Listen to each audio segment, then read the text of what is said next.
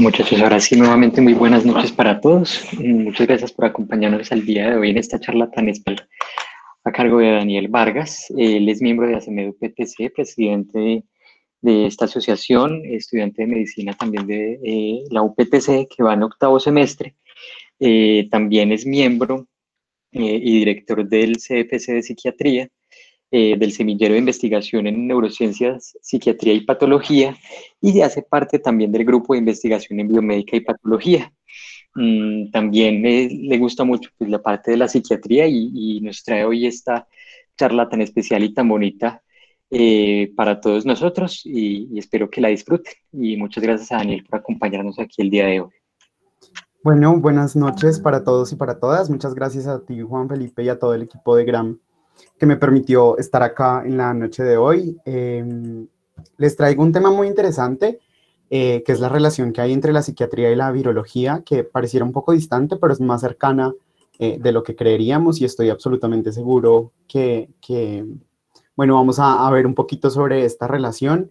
Y bueno, de nuevo, muchísimas gracias a GRAM y pues exaltar como estos espacios tan bonitos que han permitido unir lugares tan distantes como lo pueden ser Tunja y Manizales, en espacios realmente cercanos y coercitivos. Como le dijo Juan Felipe, mi nombre es Daniel Vargas. Entonces, el contenido de hoy son 4 cositas en las que las dividir brevemente. Primero vamos a hablar por qué psiquiatría y virus, la importancia de estos, por qué necesitamos saber sobre esta relación. Vamos a hablar un poquito sobre algunos virus y las conclusiones a las que vamos a llegar en la noche del día de hoy. Entonces, bueno, ¿por qué es importante hablar de psiquiatría y virus? Antes de iniciar, quiero contarles un poquito cómo nació esta charla y, bueno, de manera afortunada, he estado como muy pendiente de todo el trabajo que realiza el grupo de resistencia antibiótica de Manizales ya hace un tiempo. Y este fue una imagen que circuló y que no puedo estar más de acuerdo que una de las especialidades más interesantes con las que cuenta la medicina es toda la relacionada con las enfermedades infecciosas. Sin embargo, aquí es cuando Sigmund Freud sonríe un poco y vería con algo de desdén esto, porque definitivamente creo que la psiquiatría es la que personalmente ocupa ese espacio. Sin embargo, pensé, ¿por qué no llevarlas en un mismo lugar, llevarlas a un mismo espacio? Realmente no son distantes para nada. Y bueno, esperamos y espero con esta charla que podamos aprender un poquito sobre estos síndromes y síntomas psiquiátricos que pueden llegar a aparecer acá y que, bueno, estoy absolutamente seguro que les va a gustar, espero, ese es mi objetivo, y que salgamos de acá con una relación bastante clara acerca de la virología, las patologías que pueden llegar a generar los virus y la consecuencia que pueden llegar a traer estas enfermedades. Estoy absolutamente seguro que todos acá en el público hemos tenido algún resfriado, ¿no? Nos ha dado ese dolor de cabeza, esa rinorrea, esa disnea, esas ganas de pronto de no hacer nada, de no movernos, y precisamente una de esas principales correlaciones y de las más frecuentes que pueden llegar a aparecerse es que muchos de estos virus respiratorios que generan síntomas gripales generan de manera consecuente trastornos no propiamente establecidos, sino más bien estados o fases que se mueven acerca de nuestro estado de ánimo. Muy probablemente no tenemos ganas de hacer muchas cosas, y esto precisamente puede ser consecuente a esa fiebre y a esa producción de citoquinas que aparecen por el cuerpo correspondiente a esta, y que precisamente ese es el primer acercamiento que tenemos. No veamos esta relación de la virología y la psiquiatría como algo que está absolutamente lejano, sino que realmente es algo que está muy, muy, muy ligado, y que estos síntomas que pueden llegar a aparecer, si bien no pueden ser considerados como tal, como un cuadro psiquiátrico o patológico propiamente dicho, sí puede ser un primordio de algo que podría serlo, ¿no? Entonces, quería contarles que acerca de la relación entre virología y psiquiatría se habla ya hace mucho tiempo, y este fue uno de los primeros médicos que habló sobre esta relación que podíamos tener entre estas dos enfermedades, entre estas dos manifestaciones clínicas, y que precisamente hacen parte de lo que podemos encontrar entre la virología y la psiquiatría cuando describe por primera vez la encefalopatía consecuente al virus herpes hace ya más de 100 años. Y algo no tan lejos, que nos lo recuerdan precisamente acá, este es un artículo bastante antiguo de 1978, donde nos recuerdan esas descripciones que permanecieron y de manera afortunada fue uno de los primeros artículos que pude encontrar acerca de esta relación que podíamos ver sobre las enfermedades psiquiátricas, sobre causas virales y que definitivamente lo primero que llamaba la atención fueron el virus herpes y las características psiquiátricas de las encefalopatías que venían consecuentes a las mismas. Entonces esta revisión lo que hace es recopilar todos estos espacios y bueno, nos dan un primer vistazo de cuándo se vuelve a tomar el interés sobre esta relación y uno de los artículos que más se cita históricamente pues es precisamente este, entonces no lo podíamos dejar de lado para este tema. ¿Y por qué hablar de virus el día de hoy y manifestaciones psiquiátricas? Bueno, precisamente estamos viendo y estamos viviendo una pandemia que de manera afortunada o desafortunada nos llevó a un aislamiento obligatorio y que definitivamente cambió nuestro paradigma de cómo nos estábamos moviendo como sociedad, cómo nos estábamos moviendo como personas y definitivamente cambió por completo el paradigma acerca de las enfermedades mentales. Entonces, pasamos de esta imagen y de esta creencia acerca de lo que era la psiquiatría a que realmente los trastornos psiquiátricos pueden llegar a verse perfectamente de esta manera, que están más cercanos de lo que parecen y que definitivamente la salud mental es un tema de hoy, es un tema absolutamente necesario que debe ser normalizado a toda costa y del cual necesitamos absolutamente todas las personas que convivimos en sociedad. Entonces, realmente esto que pasó con la pandemia y que sigue pasando, sigue dándonos lecciones todos los días y precisamente una de esas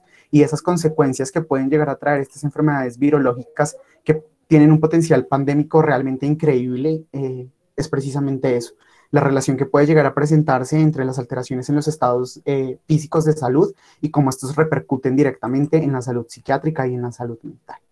¿Por qué necesitamos saber esto? Bueno, realmente psiquiatría significa el arte de curar el alma y es algo que me gusta muchísimo siempre llevar a colación porque es algo que a veces se olvida y por eso exalto tanto esta rama de la medicina, porque precisamente es la única que se dedica a eso, a curar esa parte intangible que es el alma y que la psiquis, la psique o como le quieran llamar, realmente sigue siendo parte importantísima de la salud, si no es una de las primeras que tenemos que tener en cuenta. ¿Y cuándo más he hablado de esto? Bueno, realmente virología y psiquiatría, repito siempre, cuando vamos a los libros y a los textos, intentamos que nos expliquen, bueno, por qué pasa la esquizofrenia, por qué pasa el trastorno afectivo bipolar. Bueno, si bien sabemos que hay una disgregación entre los neurotransmisores, la esquizofrenia tiene altos pulsos de dopamina, el trastorno afectivo bipolar puede comportarse de una manera similar en cuanto a dopamina, noradrenalina, adrenalina y otros neurotransmisores, tanto en estados de manía como de depresión. Si bien siempre que nos vamos a esta parte etiológica y a, bueno, cómo empiezan a producirse, siempre nos van a decir lo mismo, multifactorial.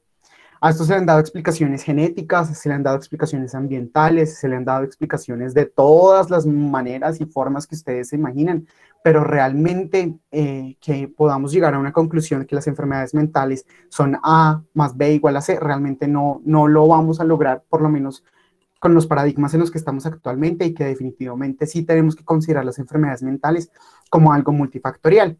Sin embargo, y es acá donde ya nos empezamos a meter en el tema, y es que precisamente una de esas teorías nos habla sobre que los virus podrían tener una relación bien interesante acerca de cómo pueden llegar a desarrollarse estas enfermedades. Y esta es la teoría del neurodesarrollo, principalmente lo que habla esta teoría es que tenemos una enfermedad viral, un agente viral que genera sus viriones y demás, por tanto ingresan al cuerpo materno, generan ciertos procesos de inmunidad, ya sea que hablemos de citocinas, de las leuquinas, de las interleuquinas, ya sea que hablemos de interferón y demás procesos y mediadores de la inflamación y de la señalización celular ante las respuestas de los virus que van a afectar de manera directa el neurodesarrollo. Y miren qué interesante es que precisamente esta teoría afirma que estas producciones y estas enfermedades mentales son consecuentes precisamente a que un virus altera el neurodesarrollo, altera esas vías neuronales, altera la sinapsis que se pueda encontrar en las mismas, altera la maduración y por tanto pueden llegar a explicarse de esta manera los trastornos psiquiátricos como una aberración de la sinapsis neuronal consecuente a un golpe virológico. Sin embargo, la psiquiatría, y esta es una teoría muy bonita que decidí resumir en el golpe de muchos impactos, y es que sí, efectivamente, no podemos decir otra vez A más B es igual a C, sino que en esta teoría nos podemos llegar a dar cuenta que los virus pueden llegar a ser los iniciadores en sujetos que están predisponentes y que de alguna u otra manera van a terminar generando la patología. Y acá es donde me pueden decir como, bueno, pero entonces, ¿por qué los picos de las enfermedades mentales se encuentran a los 18 y 20 años? Eso no invalidaría la teoría. Bueno, realmente no. Se cree que cuando se realizan los procesos de diferenciación, cuando se realizan todos estos procesos de maduración y de mielinización, tanto frontal como temporal, es acá donde se empiezan a hacer estos procesos y estas consecuencias, porque de alguna u otra manera, ¿qué pasa en el cerebro? Es tan inteligente que pues obviamente se lesiona una parte y otra va a empezar a compensarlo. ¿Qué pasa acá? Cuando ya empiezan a diferenciarse y cada una tiene que hacer su tarea, ninguna puede de alguna u otra forma como lidiar con el trabajo de la otra. Y es ahí cuando empiezan a aparecer todos estos trastornos psiquiátricos basados pues en esta teoría. Como les digo, realmente es una teoría, esto sigue estudiándose y se seguirá estudiando muchísimo tiempo más, pero miren qué bonito es que esto no es tan lejano como creeríamos y que bueno, de alguna manera podríamos explicar por qué se desarrollan las enfermedades psiquiátricas en los pacientes. Y ahondando un poquito más acerca del neurodesarrollo y cómo se dan estos procesos, bueno, estos procesos llegan a demostrarse y hay muchísima literatura. Cuando quieran, les puedo enviar muchos de los artículos que cité acá, otros que lamentablemente no los pude incluir por tiempo. Pero una de las primeras asociaciones que se hacen es entre la influencia y la esquizofrenia. ¿Y esto por qué se va a empezar a dar? Porque estos daños en los procesos del neurodesarrollo que empiezan a generarse van a generar otra vez lo que les mencioné, esos daños en la sinapsis neuronal. Como les estaba contando, la mielinización cortical empieza a desarrollarse y empieza a terminar aproximadamente para los 20 años y a los inicios de la segunda década de la vida de los seres humanos, y por tanto en estos procesos de diferenciación terminan generando los daños en estos procesos que venían desde hace mucho tiempo, sí, pero que terminan expresándose en este momento. ¿Por qué entonces se podrían explicar la aparición de enfermedades psiquiátricas de manera prematura? Precisamente porque el daño fue o mucho más grande o la capacidad de compensación de ese individuo o individua no fue lo suficientemente compensador para poder llegar a generarlo. Y también que es importante que los virus normalmente, como vamos a ver, si bien algunos no poseen el neurotropismo, siempre van a comportarse como neurotóxicos y van a inducir la apoptosis neuronal. Al inducir estos procesos de apoptosis neuronal, van a generar, otra vez en respuesta a esto, mecanismos compensadores. Entonces, realmente esta teoría no está tan desfasada como creeríamos, y realmente, ¿quién quita que la explicación de estas enfermedades mentales y la cura de las mismas en un futuro pueda llegar a darse con antivirales? Precisamente con respuesta a esto se ha estudiado muchísimo sobre el tema, y es que la inmunidad y la respuesta que termina generando el cuerpo humano, ya sea en la etapa fetal, en la etapa del periparto o en la primera infancia y demás, puede llegar a generar unas respuestas de citocinas, interleuquinas y demás que siguen midiendo y se siguen estudiando al día de hoy. Entonces, realmente sigue siendo un tema que sigue siendo interesante, que necesitamos todavía seguir estudiando y que definitivamente las respuestas a estos temas todavía no los tenemos. Sin embargo, quería iniciar la charla con este tema porque precisamente yo creo que nos muestra cuál es la intimidad que se manejan entre los virus y la enfermedad mental, y que definitivamente pues no están tan lejos la una de la otra. Quería empezar con este es un artículo publicado en 2014, y nos habla sobre la inmunología que está presente en el desorden bipolar o en el trastorno afectivo bipolar, como lo encontramos en el DSM-5. Es una universidad brasileña y en la que nos muestra cómo estos procesos de neuroinmunodulación pueden llegar a ser demostrados y pueden llegar a explicar por qué se producen patologías como el trastorno afectivo bipolar.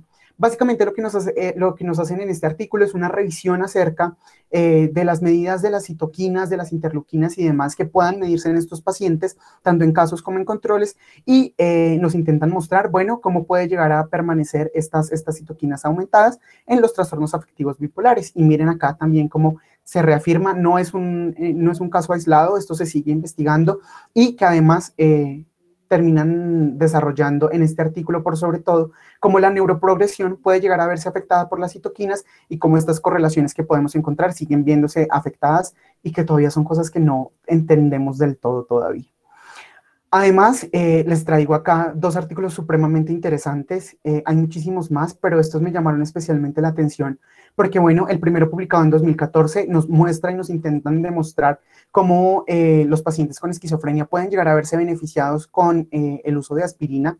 Y otra también nos habla en la revisión de Cochrane, nos sigue mostrando cómo puede llegar a encontrarse esta correlación y es que por mucho tiempo y bajo la influencia de esta teoría se pensó mucho tiempo que bueno, que definitivamente si el problema era de inmunomodulación, si el problema era inmunológico, es decir, podríamos llegar a considerar una enfermedad reumatológica muy similar a una enfermedad psiquiátrica, pues entonces empecemos a tratarla como una enfermedad reumatológica.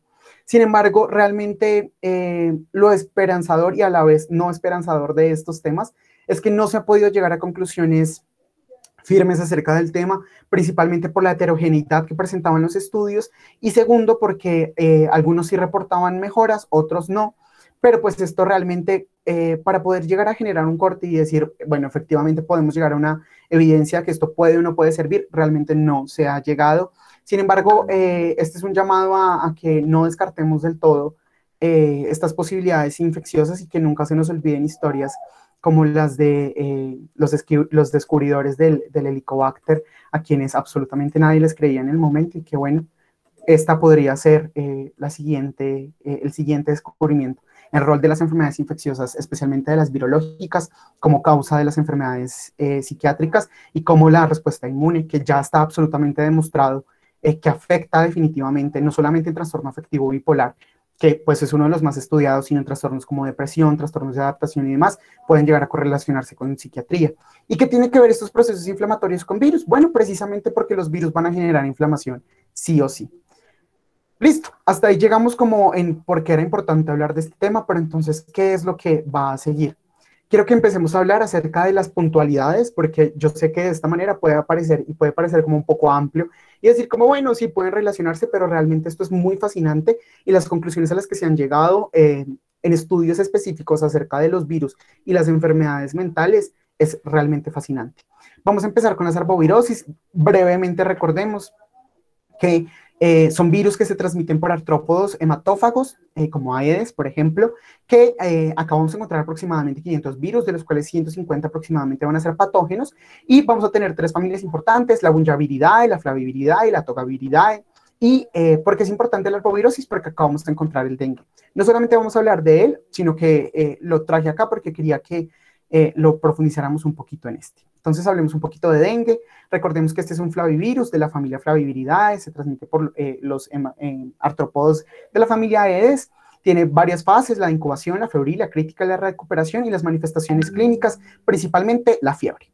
Sí, presentamos la fiebre, pues tenemos pacientes que pueden llegar a presentar alteraciones del estado mental. Importantísimo que estos pacientes pueden llegar a morir por un choque hemorrágico, pero con todo esto que ya tuvimos la oportunidad de ver a profundidad de las manifestaciones físicas, hay algo muy interesante que es la relación que han intentado encontrar entre el dengue y episodios maníacos orgánicos.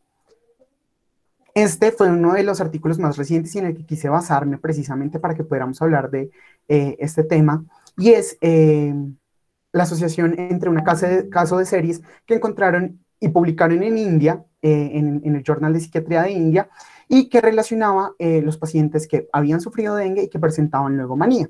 Lo tomé porque básicamente como que explica y nos muestra de manera muy clara cuál es la relación que se encuentra en la literatura con esto. Básicamente nos muestran tres pacientes. La primera es una chica de 18 años, no tenía historia personal o familiar de enfermedad psiquiátrica. ¿Y por qué esto es importante? Porque bueno, si esta misma paciente hubiese tenido algún antecedente, le achacarían eso a su patología de base. ¿Qué síntomas presentó? Disminución en la necesidad de dormir, estaba taquilálica, estaba irritable, tenía delirios de grandiosidad que además se acompañaban de contenido religioso. Cuando empezó a presentar estos síntomas, una semana después de la resolución de su cuadro de dengue, y por tanto hicieron todo el análisis y se dieron cuenta que definitivamente será una manía de origen orgánico. ¿Cómo trataron a la paciente? Le dieron olanzapina 15 miligramos y le dieron valproato de sodio 1500 miligramos día. El siguiente paciente es un hombre de 38 años, otra vez sin antecedentes, que a los 5 días de la resolución del dengue presentó disminución en la necesidad de sueño, un aumento de la energía, socialización excesiva, estaba taquilálico, estaba irritable y además tenía ideas expansivas. A este paciente lo trataron con haloperidol 10 miligramos día y a la semana mejoró. Y para terminar, tenemos una paciente femenina, 48 años, otra vez sin antecedentes, que a los 4 días de la resolución de dengue presentó insomnio. No lo presentan como disminución en la necesidad de sueño, sino como insomnio, seguramente porque recién estaba iniciando el cuadro, taquilalia, irritabilidad, un discurso de contenido religioso, importante este tipo de ideas cuando se presentan de esta manera, porque nos hacen de una vez pensar en cuadros delirantes, y aumento en la actividad psicomotora y un estado de ánimo eufórico. Hasta ahí nos podemos dar cuenta que, bueno, sí, estos pacientes estaban presentando manías francas y por lo menos esta paciente la trataron con olanzapina, 5 miligramos. ¿Por qué llegaron a una conclusión de que esta manía era de origen orgánico? Bueno, primero porque no tenían los antecedentes, importante. Segundo, porque a la semana, 2 semanas del inicio del manejo, estos pacientes mejoraron de manera abrumante y la disminución en los síntomas de manera tan rápida nos hace pensar de una vez en una causa orgánica. Asimismo, ¿qué intentaron hacer en este estudio? Bueno, lo que intentaron hacer y relacionado con otros casos que se han presentado, tanto de manías orgánicas en dengue como de manías secundarias, como pues posibles complicaciones, básicamente nos muestran que estos virus dengue, recordemos que tienen 4 serotipos, no son neurotrópicos, que si bien se han encontrado en casos donde se llevan a la muerte o donde bien se pueden hacer estas pruebas de líquido cefalorraquídeo o demás, han podido encontrar que hay presencia del virus en el sistema nervioso central, pues realmente se sigue manejando como un virus no neurotrópico y que no decidieron estudiarlo acá porque no presentaban alteraciones en el sensorio. Entonces, en casos de encefalitis por dengue, definitivamente, si bien son casos raros, se pueden llegar a presentar. Sí se pedían, en este caso no lo hicieron, y la conclusión importante a la que llegan estos 3 artículos con los casos que le mostré es que se necesita un estudio longitudinal que nos muestre cómo puede llegar a presentarse estos pacientes que presentan dengue y manía. ¿Por qué es importante? Porque nosotros nos movemos en una zona tropical y definitivamente esto puede que se llegue a presentar y que lo dejemos como de reportar o que se deje de manifestar esta posible complicación de la fiebre del dengue. También que es muy importante, que se ha relacionado mucho y se ha intentado también explicar con estos pacientes que presentan y que presentan una considerable mayoría de episodios de manía cuando se presentan los brotes de dengue. Precisamente el primer artículo del que les estaba hablando, nos muestra y nos recuerda precisamente eso y cómo estos trastornos de adaptación pueden llegar a relacionarse con manías y entran a hablar un poco sobre mecanismos de defensa y demás, de cómo pueden llegar a responderse a las tanatofobias, por ejemplo, o a los trastornos por estrés postraumático consecuentes a brotes bien importantes de dengue, especialmente en situaciones de baja accesibilidad económica. Entonces, bueno, acá encontramos la primera relación, pero esta no ha sido la única. En una corte que hicieron de pacientes pediátricos se dieron cuenta, analizando escalas tanto de depresión y ansiedad, que estos pacientes efectivamente presentaban una correlación importante de esta enfermedad, especialmente cuando eran pediátricos y mostraron en las escalas que les administraron a estos chicos y chicas que había un aumento versus los controles, versus los casos, versus los controles, sí, perdón, en cuanto a el desarrollo de síntomas depresivos y síntomas ansiosos. Entonces es bien interesante porque de paso nos hace un recordatorio acerca de, bueno, qué es lo que esperamos para poder hacer estas revisiones y que definitivamente cuando tengamos un paciente pediátrico con dengue, esta es una de las bases, hay muchísimos más que nos recuerdan que definitivamente, ojo con esos pacientes, tenemos que especialmente revisar síntomas depresivos y síntomas ansiosos para poder identificar, tratar a tiempo y evitar patologías más graves a futuro. Principalmente porque estos pacientes pueden llegar a presentar una comorbilidad y una disminución en la participación de las actividades sociales y realmente pues en los niños que apenas están formando su personalidad, que apenas están desarrollando pues todos estos mecanismos de defensa que además los refieren acá como posibles síntomas predisponentes, tener familias disfuncionales, no tener como esos buenos apegos parentales, bueno, podrían llegar a predisponer a los pacientes y muchas veces pueden incluso llegar a ser necesarios una ayudita farmacológica. Hablando del Zika, recordemos que este es un flavivirus, también se transmite por Aedes, básicamente se presenta con fiebre, ojos rojos, artralgia, dolores de espalda, sí, dolores que migran, alteraciones inmunológicas importantes y algo muy importante es que en el embarazo puede causar microcefalia. Y esto es bien importante porque ya más adelante vamos a ver por qué se ha estudiado tanto esta relación. En infecciones leves, especialmente cuando se relacionan en épocas maternas o cuando se intentan relacionar en épocas de neurodesarrollo, se han dado cuenta que marcadores importantes de Zika, especialmente de inmunoglobulinas G, se han relacionado con autismo, trastorno afectivo bipolar, esquizofrenia, trastorno por déficit de atención e hiperactividad e incluso por epilepsia, y que estos trastornos neuropsiquiátricos van a empezar a aparecer con el tiempo y que dependen definitivamente de la edad materna. En cuanto más joven sea la madre, más posible va a ser que se presenten trastornos un poco más graves y que se relacionen de manera directa pues con estas infecciones. Se siguen estudiando, nada está terminado por escribir, especialmente en estos temas que siguen siendo de alguna u otra manera dejados de lado y que, bueno, realmente pueden llegar a traer conclusiones bien interesantes. Y algo súper, súper importante acá, y es que estos artículos que les traigo acá son la prueba fidedigna de cómo los trastornos adaptativos, los trastornos de ansiedad y depresión pueden llegar a aparecer en madres o en cuidadores o cuidadoras de los jóvenes que presentan microcefalia. En Brasil, que también es una zona tropical que presenta altísimas tasas de Zika y consecuentemente de microcefalia consecuente a esto, nos sigue hablando sobre la relación que tenemos en cuidar al cuidador o cuidar a la cuidadora. Y esto se da precisamente porque muchas veces vienen con sentimientos de culpa, ideas de minusvalía, trastornos depresivos francos e ideación suicida, especialmente en los primeros años después del nacimiento. Entonces, importante siempre, siempre, siempre que tengamos pacientes con microcefalia por Zika, indagar por los cuidadores, cómo se encuentran y por sobre todo hacer un manejo afectivo importante acá, que es la principal comorbilidad, sin dejar el rastreo de otras enfermedades psiquiátricas, con la escala que preferamos o pues con la guía que corresponda a nuestro país, a nuestro departamento y pues al protocolo respectivo que tengamos en cada uno de nuestros hospitales. No se nos olvide que por guías de práctica es obligatorio que preguntemos a una persona y que por lo menos hagamos 2 preguntas para por lo menos intentar llevar un poco de tamizaje tanto en depresión como en ansiedad, como en alcoholismo. Entonces, importante tener en cuenta acá, siempre, siempre, yo creo que este es el mensaje más importante de llevarse con Zika. En cuanto al chikungunya, bueno, este es un alfavirus de la familia Togaviridae, tiene ARN de polaridad positiva y se parece pues a los síntomas que previamente estábamos hablando. ¿Por qué se relaciona con psiquiatría? Porque, bueno, se han encontrado relaciones muy importantes y de hecho una de las teorías de cómo se desarrollan las interleuquinas, de cómo pueden llegar a desarrollarse estos procesos de las interleuquinas 1, los factores de necrosis tumoral, la interleuquina 6, importante, la 8 y la 12, pueden llegar a llevarnos a estados depresivos.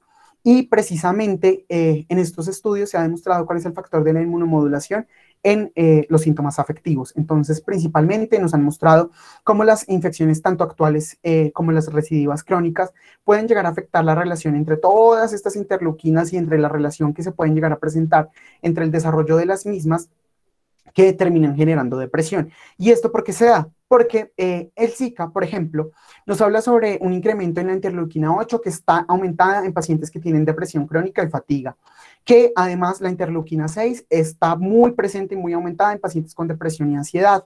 Asimismo, que estas infecciones por el virus pueden llegar a llevarnos en fases crónicas a reforzar estadios depresivos y lo que nos muestran es que tenemos que tener cuidado con esos pacientes que tenían ya procesos previos que se ven agudizados o empeorados por las infecciones virales. Si ven que no están tan lejanos como parece, y esto no solamente lo demuestra un artículo, sino lo demuestran 3 diferentes. Esto es muy interesante porque son estudios colombianos, precisamente de la Universidad Tecnológica de Pereira. Además, nos muestran cómo las infecciones por el virus del chikungunya en fases actuales pueden llevar a generar a las 12 semanas estadios depresivos por este aumento principalmente de la interleuquina 6. Y esta interleuquina sigue siendo un marcador importante y se está intentando llegar a la forma como esta puede ayudarnos para ser un paraclínico útil a la hora de hablar de la patología psiquiátrica como tal y que pueda llegar a llevarnos a decir como, bueno, sí, definitivamente este paciente puede estar cruzando con una depresión crónica o puede llegar a servir incluso como marcador de mejoría. Imagínense lo bonito que sería poder además, aparte de ayudarnos de las escalas clínicas, de las entrevistas y demás, podernos ayudarnos con un buen paraclínico, ¿no? Esa es una ventaja que presentan todas las ramas de la medicina y que es la que está más quedada en psiquiatría precisamente por la complejidad que se maneja en esta rama. También se ha demostrado estos manejos de estas interleuquinas que vemos en este cuadro de abajo con estadios de depresión, ansiedad, depresión crónica, depresión en mujeres, fatiga y dolor, por las respuestas que presentan de manera celular y humoral. Hablando un poco ya sobre los herpes virus, sabemos que la infección por herpes virus 1 se relaciona y han demostrado que se relaciona con riesgos, ojo con la palabra riesgos de depresión, siempre hacer tamizaje y tener mucho cuidado con estos pacientes que presentan trastornos previos y que además infectan por virus del herpes 1, ojo, estos mediadores inmunológicos pueden llevar a empeorar su depresión. Se ha encontrado que niveles de inmunoglobulina G para citomegalovirus que se encuentran altos en pacientes con esquizofrenia y TAP versus controles. Imagínense lo interesante que es que tomaron y midieron estos valores y se dieron cuenta que inmunoglobulina G en citomegalovirus estaba aumentada en pacientes que tenían estas enfermedades versus gente que estaba sana en cuanto a lo mentalmente nos refiere, y encontraron pues esta diversidad, ¿no? Sin embargo, hay algo con la ideación suicidia bien interesante con el citomegalovirus, y es que el año pasado publicaron un artículo, acá se los referencié, en el que hacen precisamente un metaanálisis y intentan mirar, consecuente a este descubrimiento, cómo se relacionaba con la ideación suicida, porque unos artículos decían que sí, que efectivamente niveles de inmunoglobulina G o M de citomegalovirus podían llegar a relacionarse con mayor presencia de ideación suicida, otros no lo hicieron. Y llegaron a la conclusión de que pues, no había todavía nada dicho, que los estudios eran necesarios que los volviéramos más homogéneos, y precisamente ese es como el llamado. Ojalá pudiéramos hacer este tipo de investigaciones que pueden parecer un poquito más complejas de lo que en realidad son, y que realmente aportarían datos muy importantes a la literatura. También que han encontrado que el herpes zóster es un factor de riesgo importante y que la terapia antiviral puede llegar a ser un factor protector. ¿Para qué? Para la demencia. Y es que se ha encontrado que hay una afectación, ya sea a niveles basales, niveles ganglionares, tanto a niveles como frontotemporales, que pueden llegar a llevar a estos pacientes que esa degeneración, tanto en los ganglios como en la sinapsis y demás, terminen generando demencias de manera prematura o siendo incluso los iniciadores de la demencia. Entonces, el virus del herpes zóster es importante acá, además, porque nos puede llevar a explicar algo de la demencia. Y encontré también otro artículo brutal que nos habla sobre que la depresión disminuye la eficacia que tiene la vacuna de la varicela, que pacientes que estaban deprimidos les aplican la vacuna, les dan antidepresivos y mejoran, la respuesta que les tiene la vacuna les mejora también. Entonces, realmente esto parece estar distante, pero es mucho más íntimo de lo que realmente creeríamos, y precisamente es eso lo que vemos acá, cómo se manejan los controles con la respuesta que presentaban a la vacuna, pacientes que se encontraban medicados versus los que no se encontraban medicados, que tenían estadios de depresión mayor. Entonces, si ven esa diferencia que puede llegar a generar el fármaco, ese también es un llamado a que normalicemos la medicación psiquiátrica, y que esto de la salud mental no es algo que le concierna solamente a los psiquiatras, a los psicólogos y a los trabajadores y trabajadoras sociales, sino que realmente es absolutamente de todos y todas. Y asimismo, como el psiquiatra no puede olvidarse de leer un electrocardiograma, el infectólogo no puede olvidarse de estas cosas que estamos viendo acá. Listo, por tiempo voy a acelerar un poquito, pero quiero que hablemos acerca de la relación entre VIH y psiquiatría. Y es que desde que apareció en los 80 se ha intentado dilucidar cómo se puede relacionar el virus con los trastornos mentales, y es que nos ha mostrado aspectos psicopatológicos tan complejos que siguen estudiándose al día de hoy. 40 años después todavía no podemos llegar a conclusiones claras acerca del VIH y psiquiatría. Sin embargo, sí ha aparecido, y de manera afortunada hemos podido llegar a conclusiones bien interesantes acerca de cómo puede llevar a generarse el manejo en estos pacientes en primera medida, y segundo, qué podemos esperar para dar mejor calidad de vida por sobre todo, y cómo podemos influenciar desde el aspecto de la salud mental la vida que presentan los pacientes que se encuentran infectados por VIH. Que nos recomiendan siempre hacer una evaluación mental a todos y todas los pacientes que presenten VIH. Entonces, reitero, esta no es una cosa que sea o que merezca ser dejada de lado. Asimismo, como el psiquiatra debe conocer cuáles son los antivirales utilizados para poder dar manejos adecuados farmacológicos a sus pacientes, el infectólogo que está viendo a estos pacientes con VIH tiene que hacer y tiene que saber hacer un buen examen mental. ¿Con qué fin? Con que pueda tamizar, porque es ese primer contacto que se generan en estos pacientes y que definitivamente han demostrado altísima comorbilidad, que necesitan además un enfoque multidisciplinario y es que aproximadamente el 30-73% de estos pacientes tienen una enfermedad mental. Y muchos de ellos se quedan sin tratamiento precisamente porque no hay esa experticia en realizar adecuados tamizajes. Y recordemos que todavía en ese tabú que existe entre ir al psiquiatra y demás, muchos de esos pacientes se están quedando por fuera. Ahora, si es eso en pacientes que no presentan la enfermedad, pues esta infección, ahora imagínense cómo es en los que sí. ¿Qué manifestaciones neuropsiquiátricas se han presentado? Bueno, se han relacionado principalmente dos desórdenes cognitivos y demencias importantes, especialmente relacionadas al VIH tipo 1, en los que ¿qué vamos a encontrar en estos pacientes? Pues es una demencia, ¿no? Presentamos problemas en la memoria, son pacientes que son apáticos, presentan el lentecimiento no solamente de sus funciones cognitivas, sino también de las motoras, por lo tanto, presentan lento el pensamiento, presentan lento los movimientos motores y seguramente a la hora de verbalizar y de expresar este tipo de ideas, de pensamientos, pues también los encontremos lentos, ¿no? Además, cuando hacemos estos exámenes no solamente de la memoria como lo hicimos en un primer momento, sino de cómo se encuentran esas funciones superiores de suma, resta, de lectura, también pueden llegar a verse alteradas y pues vemos también alteraciones en la marcha y la postura que se parecen mucho a los trastornos parkinsonianos. Entonces, ojo porque estas demencias que se presentan como principalmente de tipo subcortical, pues generan este tipo de manifestaciones clínicas y esta es la explicación que pueden llegar a darse. Que es muy interesante que hay una sensibilidad demasiado específica que presentan algunas proteínas como la GP120 y la TAT del virus con los ganglios basales y las neuronas dopaminérgicas, que básicamente lo que van a hacer es ir y tirárselas. Entonces, esto es bien interesante porque nos habla de una alta susceptibilidad que presentan los pacientes y que esta susceptibilidad, tanto dopaminérgica, puede relacionarse con los trastornos que pueden llegar a ser consecuentes a la toma de los medicamentos, ¿no? Entonces, estas evidencias experimentales nos muestran cómo hay un efecto tóxico en neuronas dopaminérgicas por estas dos proteínas. No se nos olvide la GP120 y la TAT.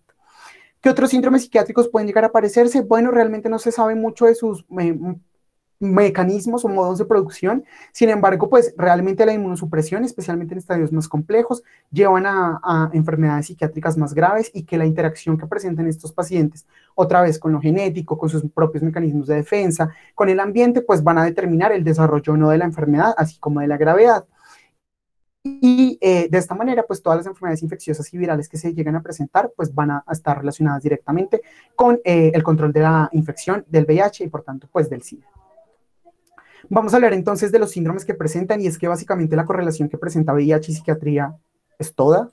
Básicamente es como si cogiéramos el DSM-5 y los viéramos todos, pero vamos a hablar un poquito sobre cómo se producen cada uno de ellos y especialmente la demencia. ¿Por qué? Porque se ha encontrado que el VIH puede generar como tal y por sí sola la enfermedad y esto lo han demostrado en pacientes en autopsias en los que se encuentran desmielinizaciones, se encuentran nódulos en la microglía, se ven células gigantes multinucleadas e infiltrados perivasculares.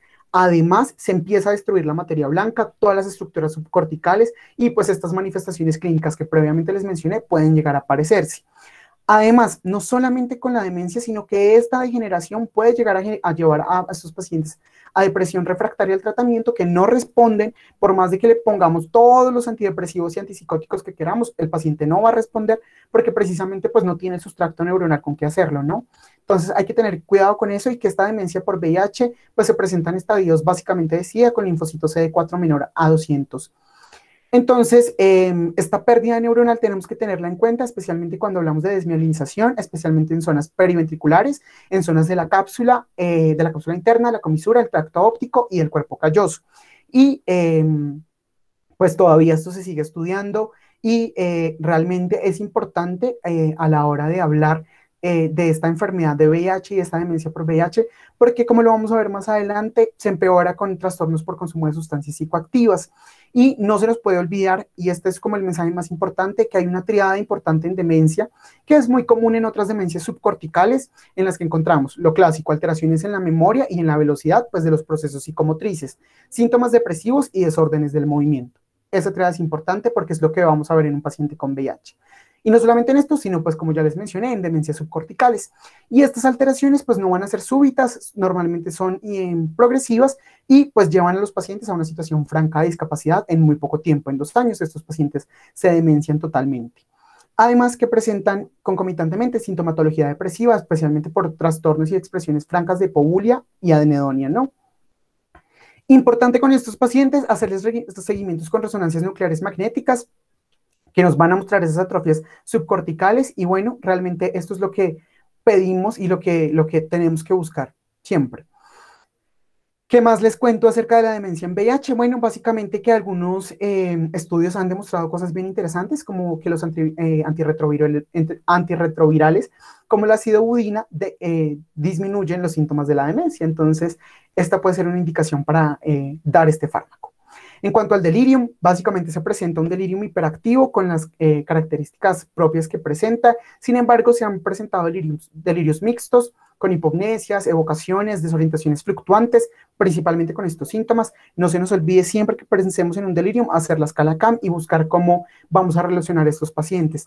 Que el paciente con VIH tan juicioso que no hace nada, no habla, no come, ojo con ese paciente, puede tener un delirium hipoactivo, porque igual se presenta.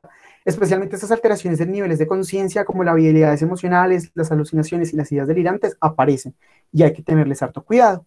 Y bueno, siempre es importante hacer un buen diagnóstico diferencial y que hay que tener mucho cuidado, y este es un mensaje importante. Paciente con delirium que tenga VIH, ojo con qué antipsicótico le van a poner, a qué dosis, porque muy fácilmente pueden llevar a impregnar a ese paciente, generarle síntomas extrapiramidales y pueden llegar a terminar de degenerar sus ganglios basales. Ojo con eso. Eso es lo más importante de todo, hacer especialmente intervenciones de tipo ambiental y siempre mucho cuidado con cómo dosificamos a esos pacientes, especialmente con haloperidol. Hay una idea errada que la psiquiatría, que todo en psiquiatría se soluciona con haloperidol, ojo con eso.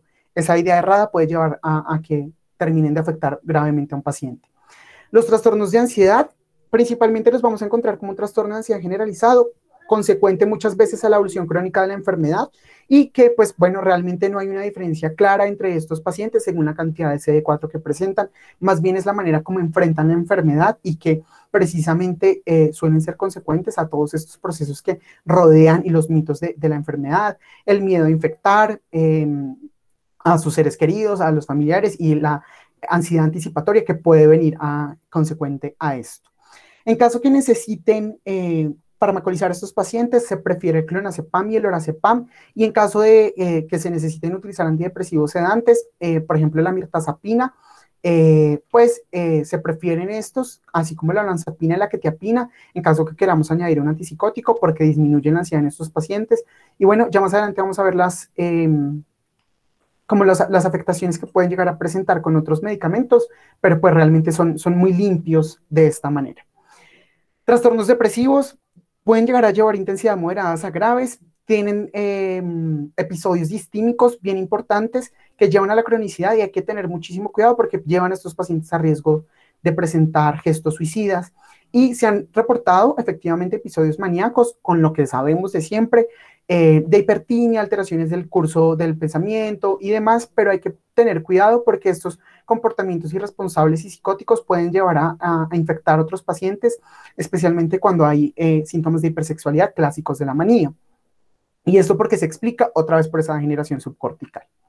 Listo. Y en cuanto a otras relaciones que se han encontrado, tenemos que tener bastante cuidado con estos trastornos de adaptación, que son pues principalmente lo que presentan los pacientes y que van a ser cuadros reactivos de depresión o pueden llegar a presentarse como cuadros mixtos justo en el momento del diagnóstico, porque realmente el impacto psicosocial que rodea a un paciente que está infectado con VIH es bien importante. Especialmente con esos mecanismos de defensa que no pueden o que no están bien desarrollados, pues hay que tener mucho cuidado con estos pacientes y especialmente con la ideación suicida, toxicomanía muy frecuente, el hecho de utilizar como mecanismo de defensa sustancias psicoactivas. Hay que tener bastante cuidado con eso. Y en trastornos psicóticos es importante encontrar esta relación porque las alteraciones en la sensopercepción que pueden llevar a generar ideas delirantes, tanto de daño como de persecución, como de grandeza, pueden llegar a ser consecuentes y pueden llevar a estos pacientes a líos legales y además, pues también lo explicamos por esa degeneración subcortical. Trastornos obsesivos compulsivos, bueno, pueden llegar a generarse cuando estos pacientes presentan daños de las vías del estriado, del tálamo y que terminan llegando pues a la corteza, ¿no? Y se relacionan principalmente con el miedo al contagio. Y las afectaciones de la personalidad clásicas en pacientes que se infectaron en el contexto de un trastorno de la personalidad de tipo límite. Y en cuanto al suicidio, la ideación suicida es bien importante en VIH. La mayoría de pacientes con VIH han reportado haber tenido ideación suicida y es que el estigma se relaciona muchísimo con la desesperanza. Ojo con la manera como informamos a los pacientes de su condición y cómo los vamos a manejar. ¿Por qué quería hablarles de esto? No solamente como para llenarlos de información, sino porque esta guía que fue realizada en España para el 2015 nos trae recomendaciones bien bonitas para hacer a estos pacientes. Y estos son puntos para llevar al hospital. Cuando tengamos un trastorno de adaptación, de una vez vamos a irnos a buscar ¿qué? Ideación suicida. También, ¿qué tenemos que hacer? Terapia cognitivo-conductual y podemos iniciar psicofármacos en caso de que se necesiten. ¿Por qué? Porque estos trastornos de adaptación son los que más probablemente lleven al paciente a suicidarse o a generar el intento de suicidio. En trastornos de ánimo tenemos que evaluar principalmente síntomas depresivos. Se recomienda iniciar con inhibidores selectivos de la recaptación de serotonina, como la fluoxetina, y en caso de ansiedad o insomnio se recomienda tratar con una benzodiazepina. En caso de que se presente la ansiedad, la tratamos en caso de que haya una concomitancia con depresión, es decir, tengamos un paciente con un trastorno mixto de ansiedad y depresión y iniciamos pues inhibidores selectivos de la recaptación de serotonina. Ojo con esto, paciente que está con efavirenz y que además tiene ideación suicida, pensamos en quitárselo, porque se ha encontrado una relación importante entre este medicamento y la ideación suicida. Y siempre que se presente en el paciente un trastorno de ansiedad en urgencias, como un trastorno de pánico, vamos a utilizar una benzodiazepina pues de acción corta, que sea de acción aguda y que permitan mejorar básicamente y de manera rápida a estos pacientes. Recomiendan alprazolam 0.25 a 0.5 sublingual. En caso de síntomas psicóticos, descartar siempre organicidad, pedir una imagen, especialmente en los primeros episodios. Hacer mucho cuidado con estas comorbilidades de toxicomanías, entonces siempre, nunca se nos olvide tener a la mano un audit por lo menos y poder hacer un buen balance de cómo se encuentra el consumo de sustancias psicoactivas en el paciente, que no solamente se remiten a está consumiendo alguna sustancia, sino si sí, cuál, hace cuánto, cuándo fue el último consumo, por qué lo realizó, todo eso es bien importante a la hora de hacer una historia clínica y que es básicamente nuestra labor como médicos y médicas generales tenerla en cuenta. Y para terminar, quería hablarles un poquito acerca de las contraindicaciones que presentan algunos antirretrovirales con medicamentos psiquiátricos. Acá en la guía nos hablan de la hierba de San Juan, que en Colombia también es bien conocida y es no sé si puedo denominarlo un fármaco como tal, pero es un producto derivado de la hierba de San Juan que ha demostrado en algunos estudios ser útil o ser levemente mejor que el placebo para la depresión. El efavirenz presenta contraindicación en carbamazepina, esta hierba de San Juan, el midazolam y el triazolam. La etravirina con carbamazepina, diazepam, fenitoína, fenobarbital, o con pacientes que presentan epilepsias o que necesitan recibir este tipo de antiepilépticos, y otra vez la hierba de San Juan. La ribavirina, carbamazepina, fenitoína, fenobarbital, otra vez la hierba de San Juan y la carbamazepina. Cuando vamos a hablar sobre los inhibidores de proteasa de VIH potencializados por ritonavir, tenemos que tener cuidado con estos pacientes porque se les prolonga el QT y por tanto no damos ni antidepresivos tricíclicos como la amitriptilina ni damos trazodona. Tampoco les podemos dar clozapina, diazepam, disulfira, meperidina, ni le podemos dar metanfetaminas. Obviamente, pues en entornos ya sea por consumo de sustancias o que tengan indicación farmacológica, así como el midazolam. Con el atazanavir no les damos ni buprenorfina, ni carbamazepina, ni derivados de la ergotamina, ni fenobarbital, ni oxcarbamazepina, ni demás, y maraviroc, principalmente con la hierba de San Juan. Y los últimos dos principalmente presentan una correlación similar. Si se dan cuenta, muchos de estos fármacos vienen siendo los mismos. Entonces, ¿qué hay que tener en cuenta? Que es acá donde psiquiatría e infectología tienen que llevarse de la mano, porque ninguna puede como quitar el medicamento del fármaco de la otra, sino llegar a puntos medios que puedan ser útiles tanto para el tratamiento antirretroviral como para el tratamiento psiquiátrico que presenten los pacientes. Y ya para terminar, espero no estén muy aburridos ni aburridas, vamos a hablar un poquito sobre los coronavirus, no solamente sobre el SARS-CoV-2, sino sobre cómo se correlacionó las enfermedades psiquiátricas en todos los coronavirus, en un estudio muy interesante en que los comparó con el SARS-CoV-2 y con el COVID-19, pues. Principalmente estos virus nos muestran cuadros de ansiedad, fatiga y trastornos por estrés postraumático principalmente. Además, nos muestran patologías concomitantes con delirium, patologías actuales como la depresión, la ansiedad, el insomnio, y los síntomas frecuentes que siempre tenemos que ver en estos pacientes y buscar son desórdenes del sueño, ojo como expresan los pacientes los trastornos por estrés postraumático, las labilidades emocionales como el llanto fácil, así como la dificultad para concentrarse y la fatiga que se presentan de 3 a 12 semanas después de presentar o de estar resueltos sus cuadros infecciosos y cuadros respiratorios, pues por los coronavirus. ¿Qué es importante tener en cuenta acá? Que bien los demás nos generaban síntomas propios en los pacientes, pero que estos aislamientos obligatorios que se vieron en el mundo demostraron repuntar de manera terrible los trastornos afectivos y algo muy interesante es que lo que se espera después de que pase la pandemia y cuando se empieza a regular todo esto un poquito más, es lamentablemente un aumento en los trastornos de consumo por sustancias psicoactivas, especialmente las de tipo alcohol y las drogas recreativas, porque pues va a haber un repunte de estos y seguramente se vaya a presentar pico. Entonces, ¿qué es lo que vamos a esperar en nuestros hospitales después de la pandemia? Realmente viene otra pandemia de trastornos mentales, de agudizaciones, de cronicidades, de cuadros agudos de la misma, o puede llegar incluso a presentarse como el primer episodio o el primer acercamiento que presenten los pacientes con psiquiatría, ya sea por cuadros de psicosis o por cuadros de trastornos por sustancias psicoactivas. ¿Podemos llegar a conclusiones? No, por eso no quería hablar mucho del tema. Yo sé que de esto de los coronavirus ya hemos hablado un montón y realmente no se puede llegar a conclusiones todavía en cuanto a este tema porque todavía falta mucho por escribir, falta mucho por saber y bueno, ya sabremos la literatura que nos aporta. ¿Qué es lo importante que no quiero que se nos olvide?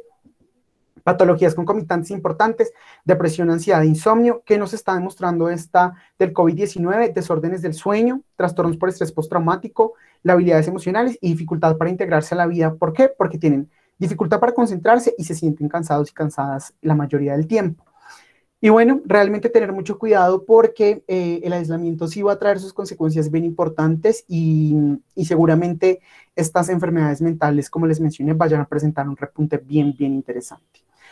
Ya para terminar, ahora sí, vamos a hablar un poquito sobre el virus de la hepatitis. No se nos olvide que las insuficiencias hepáticas agudas pueden llevar a manifestaciones neurológicas y psiquiátricas, que hay un síndrome reactivo psicosocial importante con el virus de la hepatitis, que hay efectos adversos importantes cuando hablamos de utilizarlos en los pacientes, especialmente cuando hablamos de alteraciones de sus estados de ánimo, de su relación, de la manera como se relacionan con sí mismos, con las personas que se encuentran a su alrededor y que realmente la sintomatología que presentan muy, muy importante son los trastornos de tipo afectivo, las depresiones, la labilidad emocional y pueden llegar a presentarse en pacientes que presentan hepatitis, principalmente la hepatitis C, delirium orgánicos, especialmente con tendencias paranoides.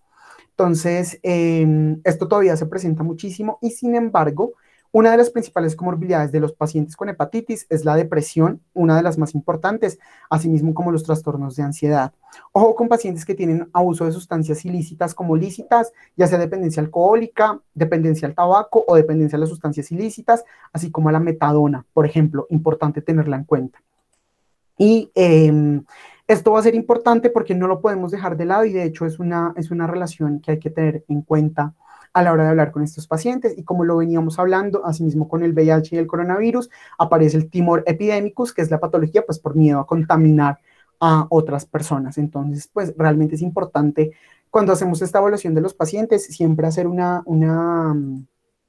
pues una evaluación conjunta entre psiquiatría y infectología para mirar cuál es el manejo de estos pacientes, qué es lo que les espera y poder hacer un manejo adecuado pues de su calidad de vida. Y ya, para concluir, mente y virus, ¿por qué? Bueno, porque como les mencioné, los virus pueden ser agentes desencadenantes de patologías psiquiátricas. La comorbilidad entre enfermedades mentales en el curso o después de una enfermedad viral se han demostrado de manera clara y tácita, como los mencioné. No han sido reveladas totalmente todas esas interacciones entre virus, inmunidad y cuerpo y la mente.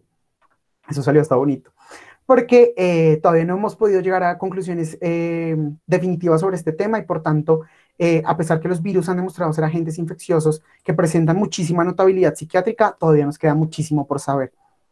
Y que esta sea la invitación a que estudiemos, a que investiguemos y que por sobre todo tengamos cuidado con estos pacientes porque necesitan calidad de vida, especialmente los pacientes con enfermedades crónicas como el VIH y la hepatitis. Ese es el llamado, a mejorarles la calidad de vida tanto como podamos y que realmente un hígado sano es tan importante como una mente sana. Que el conteo del linfocito CD4 sea tan importante como que el paciente esté cómodo y se sienta tranquilo y feliz. Que no se nos olvide que si bien es bien importante que el paciente se cure del COVID-19, también es importante que si llega a presentar una manifestación psiquiátrica, sepa qué hacer. Mucho cuidado con esas ideaciones suicidas, mucho cuidado con esos pacientes que tienen bajos mecanismos de defensa o que tienen trastornos de la personalidad, porque son ellos y ellas quienes más necesitan nuestra ayuda. Y quienes más que los médicos y médicas de primer nivel para hacer este trabajo, que es el que nos toca hacer. Y ya, eso era todo. Espero les haya gustado. Espero haberles mostrado un poquito de esta amplia rama. Si quieren profundizar en el tema, encantado les envío los artículos que revisé acá. Y muchísimas gracias a todos y a todas, y especialmente pues a Gran por permitirme estar acá. Daniel, muchísimas gracias. Muchas gracias por permitirnos este espacio. Es un espacio para compartir pues algo a lo que se revisa un poco habitualmente, pero muy interesante. Definitivamente cada vez hay más evidencia de la relación que tienen las enfermedades infecciosas con estas patologías crónicas, no solo con los virus, sino por ejemplo con toxoplasmosis y trastornos de comportamiento a largo plazo, no solo con manifestaciones psiquiátricas, sino por ejemplo sarcoidosis con enfermedades autoinmunes, tuberculosis, los ejemplos pues no paran de aparecer, ¿cierto? Recuerdo un artículo muy interesante, por si no lo conocen, pues se los comparto, que revisamos hace mucho tiempo pues, en el club de revistas, en una revisión que se hizo, que hablaba de la psicopatología de los pacientes que tenían anticuerpos contra el receptor NMA en líquido cefalorraquídeo.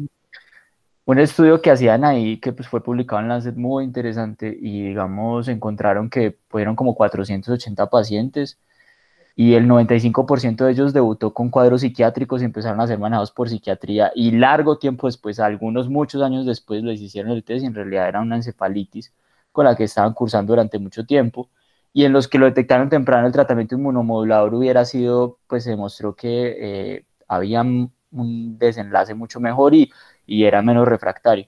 Entonces, nada, ese era como el aporte que les tenía. Les voy a compartir el artículo por el grupo, por si alguien lo quiere leer. Usted me imagino que o lo conoce o lo querrá conocer. Y ya, eso es todo. Muchas gracias por el espacio. Acá en Gram será siempre bienvenido las conferencias que nos quieran dar. Listo. Muchísimas gracias. Claro que sí, muchísimas gracias. Y bueno, ojalá nos veamos para una próxima de toxoplasmosis, malaria y parásitos en mente. Muchísimas gracias a ustedes y sí, bienvenidos siempre todos. Gracias.